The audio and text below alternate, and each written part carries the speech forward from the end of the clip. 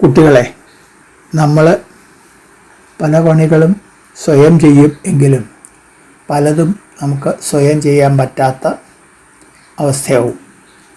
പ്രത്യേകിച്ച് ഗൃഹസ്ഥാശ്രമികളായിട്ടുള്ള ആൾക്കാർക്ക്. അപ്പോൾ അതിന് പറ്റിയ ആൾക്കാരെ വിളിച്ച് പണി എടുപ്പിക്കേണ്ടി വരും.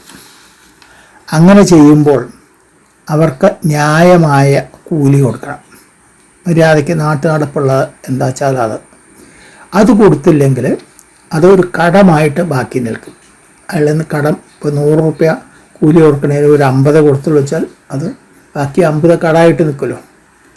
അത് വീട്ടാതെ മരിച്ചു പോയാൽ അടുത്ത ജന്മത്തിൽ അയാൾക്ക് എന്ത് സംഭവിക്കുന്നു എന്ന് ആണ് 29-ലും 30-ലും വിവരിക്കുന്നത്. നമുക്ക് ആദ്യം 29-ാമത്തെ ശ്ലോകം നോക്കാം.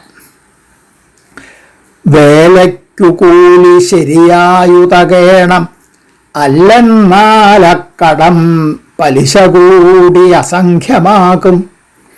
കാലക്രമാൽ ഒരു ഫലദ്രുമമായി അവൻ്റെ വേലിക്കകത്തമരണം കടമുള്ള കാലം. വേലയ്ക്ക് കൂലി ശരിയായി ഉതകേണം, അല്ലെന്നാൽ ആ കടം പലിശ കൂടിയിട്ട് അസംഖ്യമാവും. അത് കാലക്രമാൽ ഒരു ഫലവൃക്ഷമായി കടമുള്ള കാലം അവൻ്റെ വേലിക്കകത്ത് അമരണം എന്നാണ് ഇതിൻ്റെ അന്വയം പറയാം. ഇതിൻ്റെ അർത്ഥം മനസ്സിലാക്കാൻ ഒട്ടും മോശമല്ല. വേലയ്ക്ക് എന്തെങ്കിലും പ്രവൃത്തി ചെയ്യാൻ ആളെ വിളിച്ചാൽ അതിന് ആ പ്രവൃത്തിക്ക് കൂലി, അതായത് അതിൻ്റെ പ്രതിഫലം ഉതകേണം എന്ന് പറഞ്ഞാൽ ഉപകാരപ്രദമായി വരണം. അതായത് ന്യായമായ നാട്ടുനടപ്പുള്ള പ്രതിഫലം എന്താ വെച്ചാൽ അത് കൊടുത്തേ മതിയാവൂ. ഇല്ലെങ്കിൽ, അങ്ങനെ ചെയ്തില്ലെങ്കിൽ ആ കടം അതൊരു കടം കൊള്ളലിനാണല്ലോ. ബാക്കി നിർത്തിച്ചാൽ വേണ്ടത്ര കൂലി കൊടുത്തെങ്കിൽ ആ ബാക്കി കൊടുക്കാനുള്ള പണം കടം തന്നെയാണ്. അത് വീടുന്നതുവരെ, അത് നിലനിൽക്കും കാലം അത്തരം കടങ്ങൾ ഈ ജന്മം തന്നെ പലിശ അടക്കം വീട്ടിയില്ലെങ്കിൽ കാലക്രമാൽ, അത് ക്രമേണയുള്ള കാലത്ത്, അതായത് ഈ ജന്മം കഴിഞ്ഞാൽ അടുത്ത ജന്മത്തിൽ ഒരു ഫലദ്രുമം, കായമരം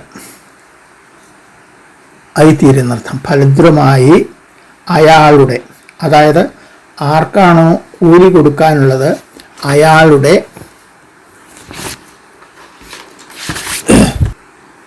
വേലിക്കുള്ളിൽ, അയാളുടെ പറമ്പിനുള്ളിൽ ഒരു ഫലദ്രവമായി ആ കടം വീടുന്നത് വരെ അവിടെ കഴിയേണ്ടി വരും എന്നർത്ഥം.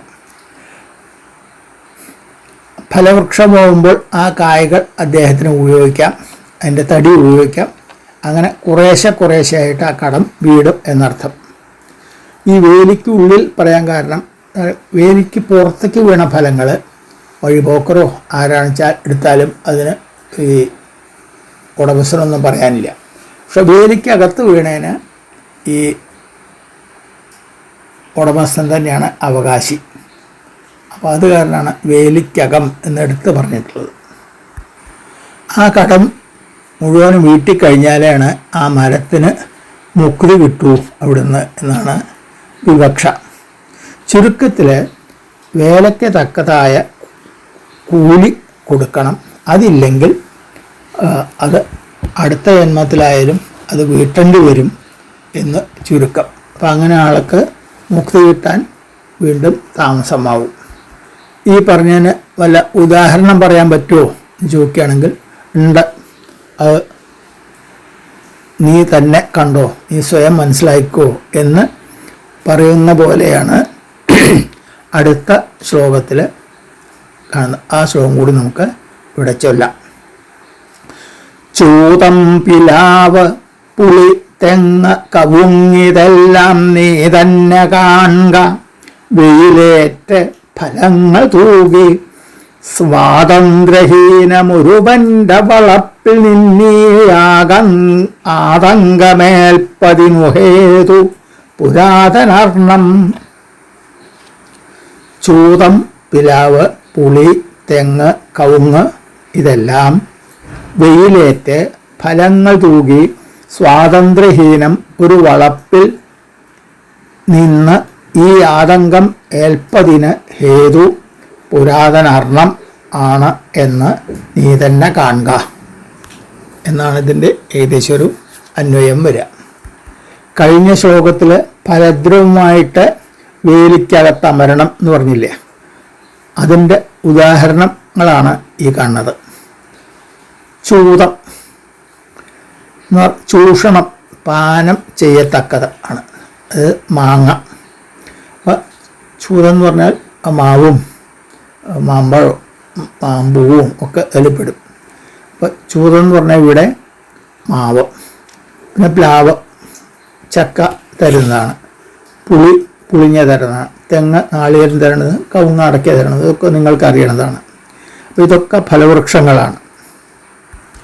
ഈ മരങ്ങളെല്ലാം വെയിലേറ്റ്, വെയിൽ കൊണ്ടുകൊണ്ട് അതിന് ഒരു കുട പിടിക്കലൊന്നുമില്ലല്ലോ.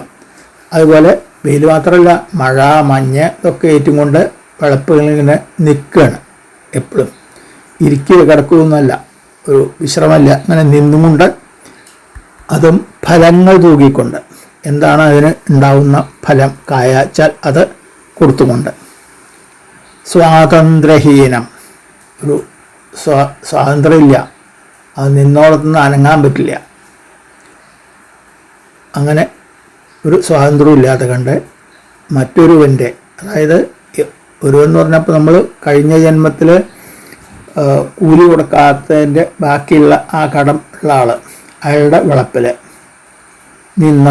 നിന്നും കൊണ്ട് ആതങ്കമേൽപ്പത്, വളരെ കഷ്ടതയിൽ ജീവിക്കുക എന്നർത്ഥം. ആതങ്കം.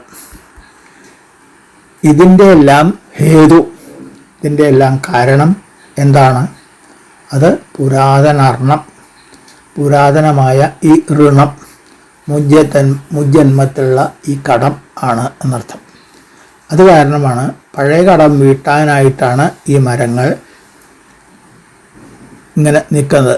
കഴിഞ്ഞ ജന്മത്തിൽ അവർ ആയിരുന്നിരിക്കണം. അത് വേണ്ടത്ര കൂലി കൊടുക്കാതെ പണി ചെയ്യിപ്പിച്ചിരുന്ന അവരാണ്. അതിൻ്റെ കടം വീടുന്നത് വരെ ഇവർക്ക് ഇവിടെ തന്നെ നിൽക്കണം. കടം കൂടിയത് കാലം ചെല്ലുന്തോറും പലിശയും കൂട്ടുപലിശയായിട്ട് കൊടുത്തു തീർക്കേണ്ടതല്ലേ. അത് കണക്ക് പ്രകാരം തീരുന്നവരെ മരങ്ങളായി നിന്ന് കഷ്ടപ്പെടണം എന്ന് ചുരുക്കം. ഈ രണ്ട് ശ്ലോകങ്ങളുടെ താല്പര്യം ഇത്രയേ ഉള്ളൂ. ജോലി എടുപ്പിച്ചാൽ അതിന് ന്യായമായ കൂലി, നാട്ടുനടപ്പുള്ളത് എന്താ വെച്ചാൽ അത് കൊടുക്കണം. അവിടെ കടം പറയാൻ പാടില്ല. അത് കടം വാങ്ങി വെച്ചാൽ നമുക്ക് മുക്തിയില്ല. അടുത്ത ജന്മം ഒരു കായമരായിട്ട് നിൽക്കേണ്ടി വരും, ആ കടം വീടുന്നവരെ. കാരണം അതിനെ ഇടവരുത്തരുതേ കുട്ടികളെ എന്നാണ് കവി ഈ രണ്ട് ശ്ലോകങ്ങൾ കൊണ്ട് പറയുന്നത്. നമുക്ക് ആ രണ്ട് ശ്ലോകം കൂടി ഒന്നുകൂടി ചൊല്ലാം. വേലയ്ക്കു കൂലി ശരിയായുതകേണമല്ലെന്നാലക്കടം പലിശ കൂടി അസംഖ്യമാകും. കാലക്രമാൽ ഒരു ഫലദ്രുമമായി അവൻ്റെ വേലിക്കകത്ത മരണം കടമുള്ള കാലം.